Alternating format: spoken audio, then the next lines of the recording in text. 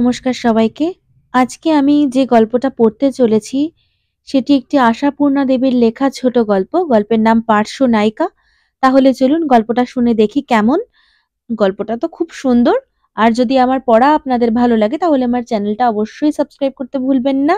আর একটা লাইক করে দেবেন। সবাই ভালো থাকবেন। তাহলে শুরু করা যাক। বিয়েতে তো এমন কিছু রেজাল্ট করেনি যে এমএ পড়তে যেতে পারবে। বলতে গেলে গড়িয়ে গড়িয়ে পাস। অতএব লেখাপড়ার ওইখানেই ইতি হয়ে গেছে। কিন্তু যেমন তেমনই হোক, বিয়েটা তো পাস। কোথাও গিয়ে দাঁড়িয়ে বুক টান করে বলতে তো পারবে গ্র্যাজুয়েট।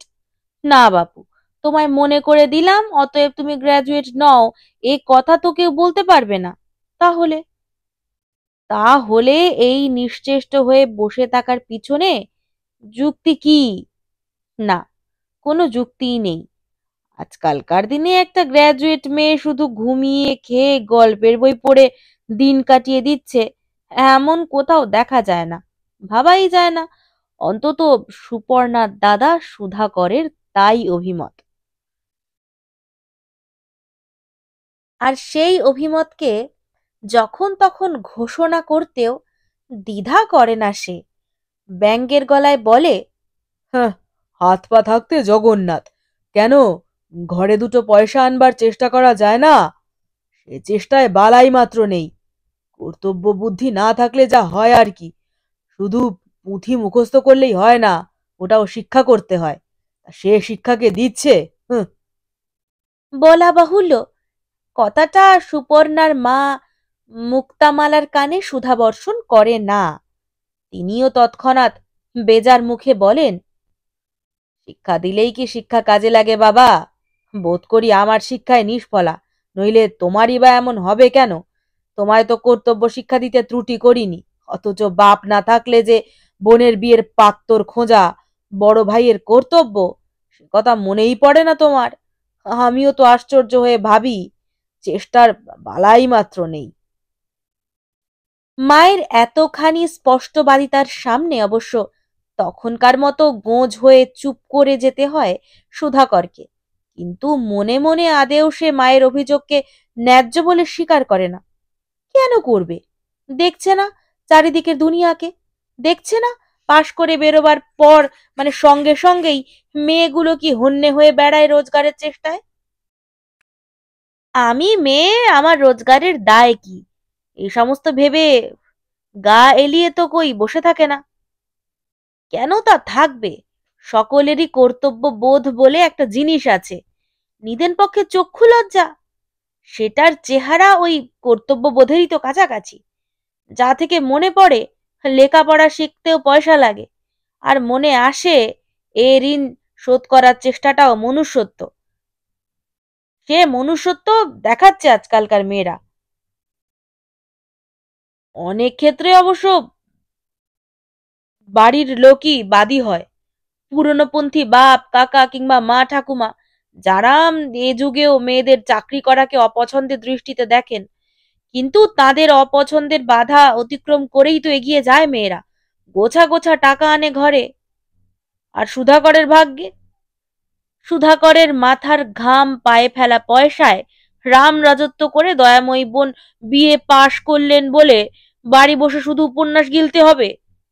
আর বিয়ের স্বপ্ন দেখছেন কন্যে, দাদা পাত্তর খুঁজে এনে দিয়ে দান সামগ্রী সাজিয়ে বোনকে বিয়ে দেবে, এই আশায় মশগুল হয়ে আছেন। আর দিতে কেন দেরি হচ্ছে সেই ভেবে দীর্ঘশ্বাস ছাড়ছেন। ছি ছি। বোন থেকে আবার চিন্তাটা সরে যায়। আসামি তখন মা। তখন চিন্তাধারাটা এই, তার স্বপ্ন দেখবে নাই বা কেন? মাতৃদেবী যে রাত দিন ওর কানের কাছে বিয়ে বিয়ে মন্ত্র জপ করছেন। কেন, বিয়ে ছাড়া কি আর কোনো মহৎ কর্মই জগতে নেই? কত কত মেয়ে বিয়ে না করে চড়ে খাচ্ছে, বাপ মা বেঁচে থাকা সত্ত্বেও। আর এদিকে কিনা কাঠ গড়ায় দাঁড়াতে হচ্ছে দাদাকে। বোনের বিয়ে তুই দিচ্ছিস না, পাতকি পাষণ্ড। হ্যাঁ। মনের মধ্যে সহস্র ফণা সাপ ফুঁসেই আছে, তবু মাকে বেশি কিছু বলতে সাহস হয় না। মার ধারণা মেয়ের চাকরি করতে যাওয়াটা খুব একটা নিন্দের কাজ। এ যুগের বাতাস গায়ে লাগিয়ে, এ যুগের ভাত খেয়ে এইসব মনোভাব আশ্চর্য! গায়ের ঝাল মেটায় বোনকে বিধে, বলে, রাত দিন বসে বসে খেয়ে খেয়ে মুটিয়ে গেলি সুপি, সংসারের কাজেও তো একটু সাহায্য করলে পারিস। তা সুপর্ণাই যে কাদার তাল তাও তো নয়। পরীক্ষার প্রশ্নপত্রে উত্তর দিতে হিমশিম খেয়েছে বলে কি আর এহেন অপমানকর বাক্যের উত্তর দিতে হারবে? হারে না। সঙ্গে সঙ্গেই বলে, সংসারের কাজে একা বৌদিই তো এনাফ দাদা, আমি আর কি কাজে লাগবো? আমি ওই বিপুল মহিমার কাছে তো তুচ্ছ মশা মাছি মাত্র। বলে বেশ ঠান্ডা গলায়। কথাটা অবশ্য নেহাত অতিশয়োক্তি নয়। সুধাকরের বউ অজন্তা কর্মপটুতায় ক্ষুরোধার। মুক্তমালাকেই সে রান্নাঘরের ভাড়ার ঘর থেকে হুটহাট আউট করে দেয়, আর তো সুপর্ণা। মুক্তমালা সাহস দেখে অবাক হয়ে যায়। তার পোস্টটা হঠাৎ কখন বদলে গেল, তার ফাইলগুলো কখন অন্য টেবিলে চলে গেল, হঠাৎ যেন কোন পরিস্থিতিতে তিনি বলতে শুরু করেছেন, বৌমা কি রাত্রে ভাত খাবে? বৌমা এবেলা কি ডাল চড়বে? বৌমা তোমার ঝিকে বলে রেখেছো? হ্যাঁ, তোমার ঝি বলেন, ওটাই অভ্যেসে এসে যাচ্ছে। তাতে খুব একটা লোকসানও মনে করছেন না মুক্তমালা। ছাড়তে পারলেই তো বাঁচেন। বহু তরঙ্গের ঝাপটে আছর খেতে খেতে শেষ অবধি তীরের কাছাকাছি তো এসে পড়েছেনই। আর কেন আঁকড়াতে যাবেন? এখন শুধু ঘাড়ের বোঝাটা নামাতে পারলেই ছুটি। সে যুগের দৃষ্টিভঙ্গিটা বদলাতে পারেননি মুক্তামালা, বদলাতে পারেননি সে যুগের চশমা। বয়াস্তা কুমারী মেয়েকে ঘাড়ের বোঝাই ভাবছেন, অথচ দৃষ্টিভঙ্গিটা বদলালে ওই মেয়েকেই পায়ের তলার মাটি ভাবতে পারতেন।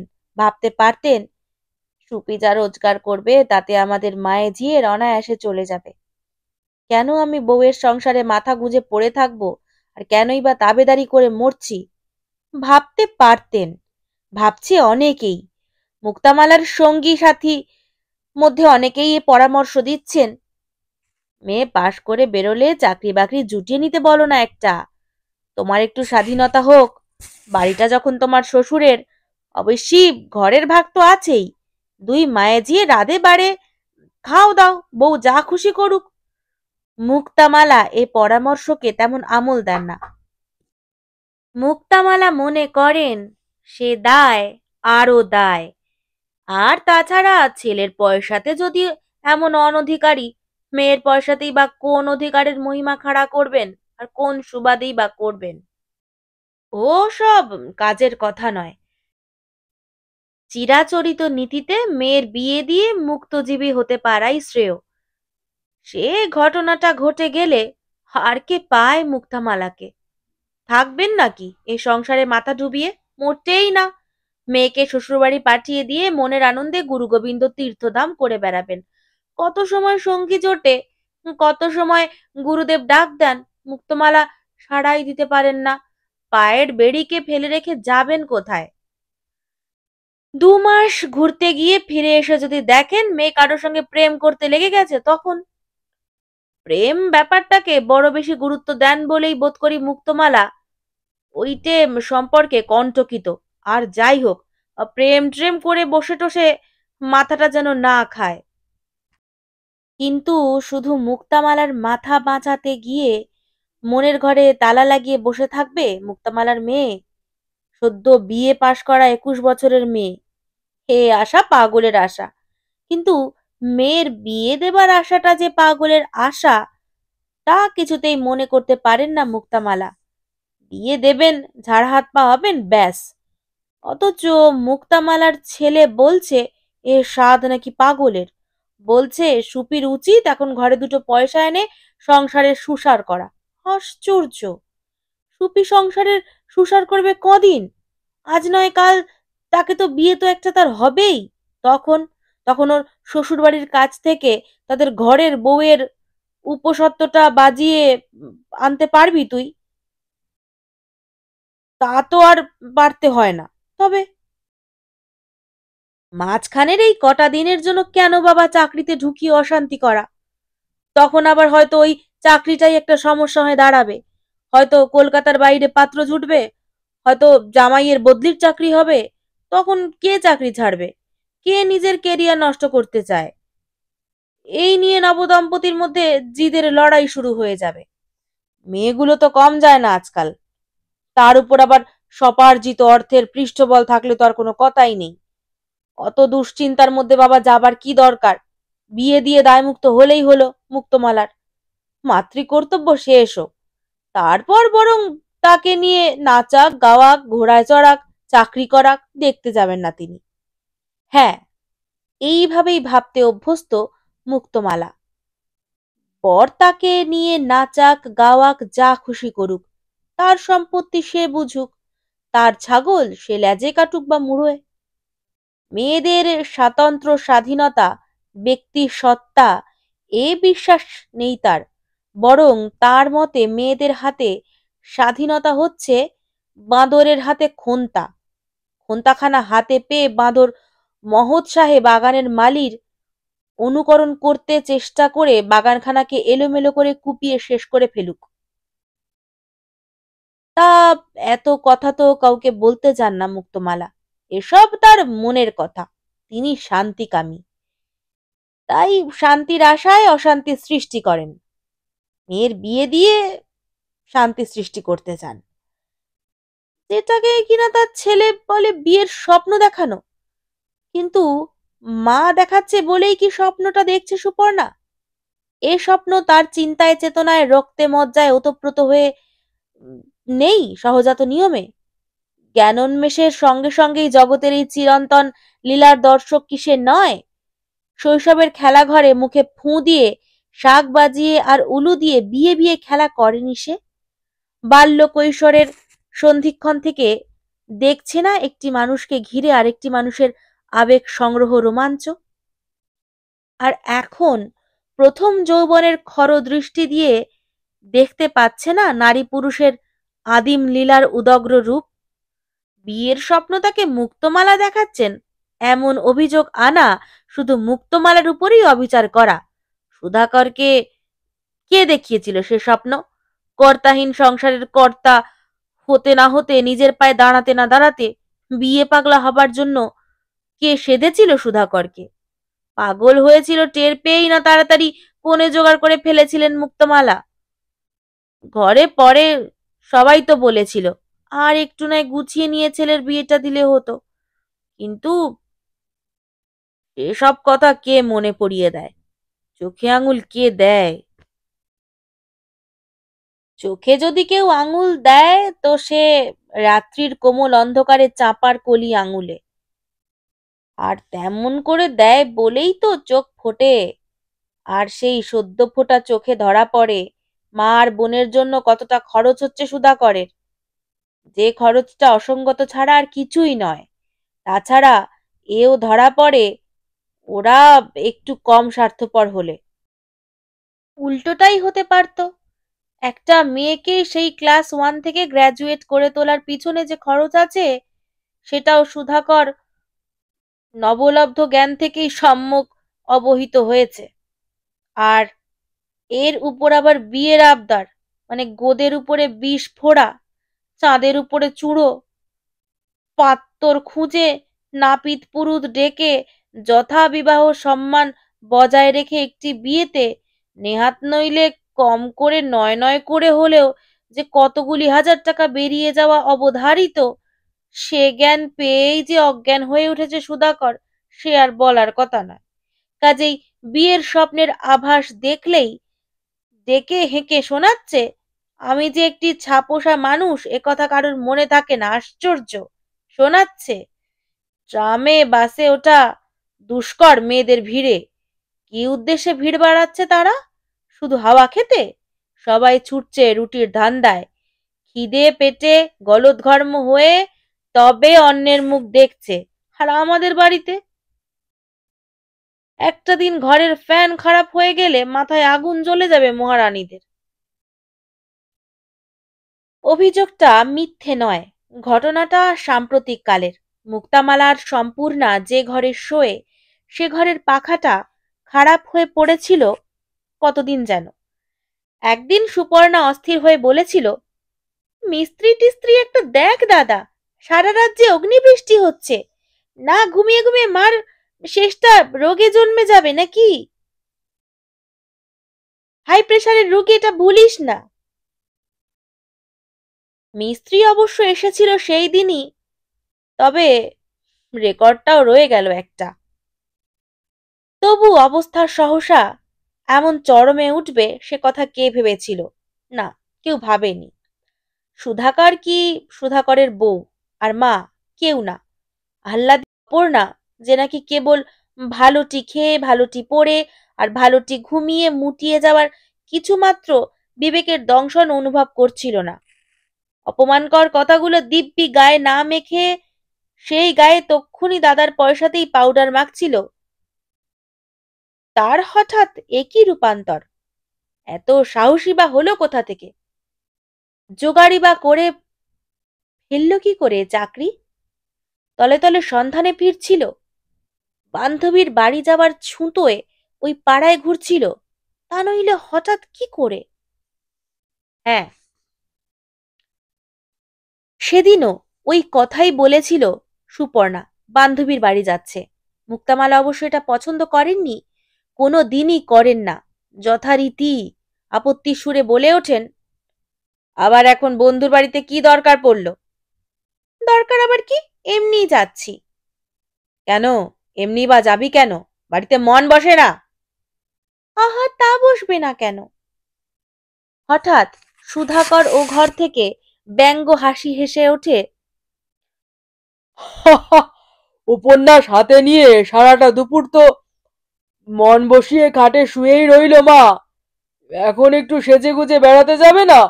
ভালো ভালো শাড়িগুলোর তাহলে গতি কি হবে? ঠাট্টাই। ঠাট্টাই। তবে সে ঠাট্টার উত্তরেই ফোঁস করে উঠল বেহায়া সুপর্ণা, বলে বসল, আহা, কতই একেবারে বস্তা বস্তা ভালো শাড়ি, নিজে সাবান কেচে ইস্ত্রি করে চালাই তাই। তোমার গিন্নির মতো তো আর ফি মাসে একটি করে শাড়ি কিনছি না আমার জন্য। তোমার গিন্নি? গিন্নি তুলল সুপর্ণা।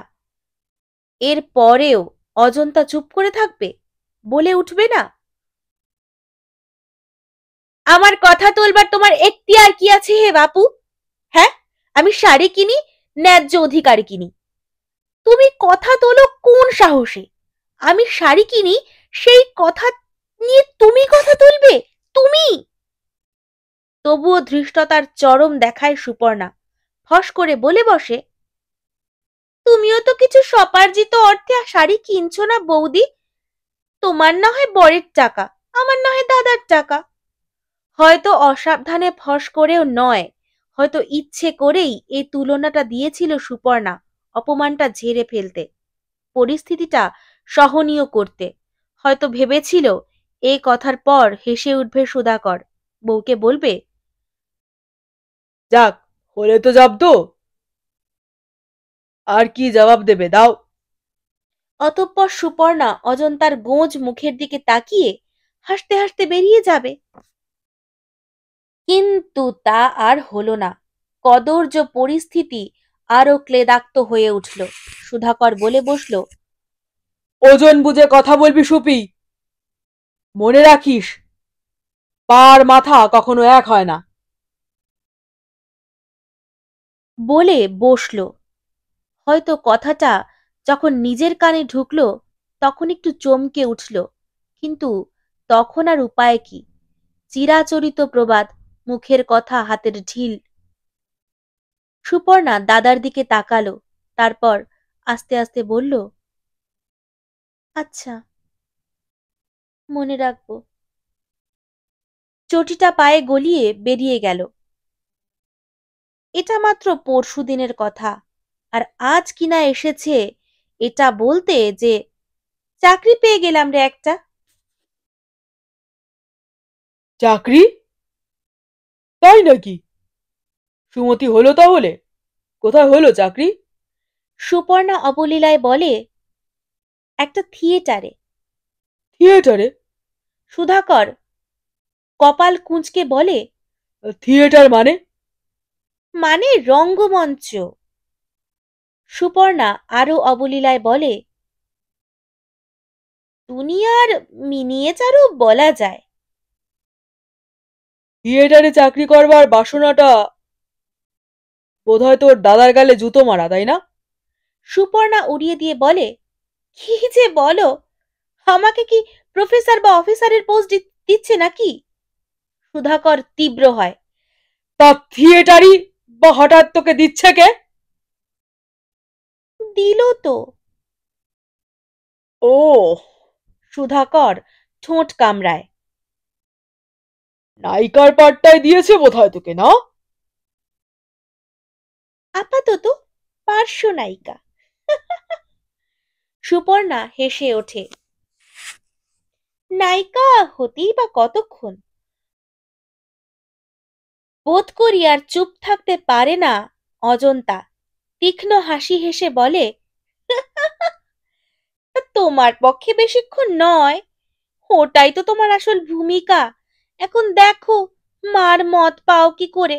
বড় ভাইকে না হয় তুচ্ছ তাচ্ছিল্য করলে, মার নিষেধ তো আর। শাশুড়ির দিকে তাকায় অজন্তা, বাজি যে তার দৃষ্টিতে। মুক্তমালা ছিলেন, সেইখানেই দাঁড়িয়েছিলেন। মেয়ের এই চাকরির খবরে বোধ করি পাথর হয়েই নিঃশব্দ হয়ে গিয়েছিলেন। বউয়ের এই দৃষ্টিতে পাথরের চেতনার স্ফুরণ হয়। কথা বলে ওঠেন মুক্তমালা, কিন্তু মুক্তমালার আজীবন সঞ্চিত সংস্কার, মুক্তমালার সভ্যতা, ভদ্রতার, ভব্যতার আদর্শ, মুক্তমালার রুচি, নীতি, মুক্তমালার প্রাচীন দৃষ্টিভঙ্গি, কোথায় গেল সেসব? মুক্তমালাও যে মেয়ের মতো অবলীলায় উচ্চারণ করেন, তা নিষেধই বা করব কেন বৌমা? টাকা জিনিসটা তো আর তুচ্ছ করবার নয়। অজন্তার বোধ করি নিজের পিতৃকুলের মুখচ্ছবি মনে পড়ে যায়। সুপর্ণা তারই ননদ, এই খবরে তারা। অজন্তা তাই বেজার মুখে বলে, আর মেয়ের ভবিষ্যৎ, সেটা ভেবেছেন নাকি ভাবছেন? এটা তো আগের যুগের লোকে ভাবতো বৌমা। মুক্তমালা স্থির গলায় বলেন, বোকার মতো ভাবত। সন্তানের ভবিষ্যৎ নিয়ে চিন্তার দায়িত্ব বুঝি তারই। তোমাদের এই বুদ্ধিমানের যুগে সে বোকামি চলবে কেন? শেষ করলাম আশাপূর্ণা দেবীর লেখা একটি সুন্দর ছোট গল্প। ভীষণ ক্লাসিক গল্প, তাই না? পার্শ্ব নায়িকা। আমার কিন্তু আশাপূর্ণা দেবী পড়তে দারুণ লাগছে। আপনাদের কেমন লাগছে অবশ্যই আমায় জানাতে ভুলবেন না। সবাই আমার পাশে থাকবেন আর অবশ্যই সাবস্ক্রাইব করে দেবেন। সবাই ভালো থাকবেন, ভালো রাখবেন। আজ তাহলে আসি, দেখা হবে নতুন একটা গল্প নিয়ে, নতুন একটা পর্বে। টাটা।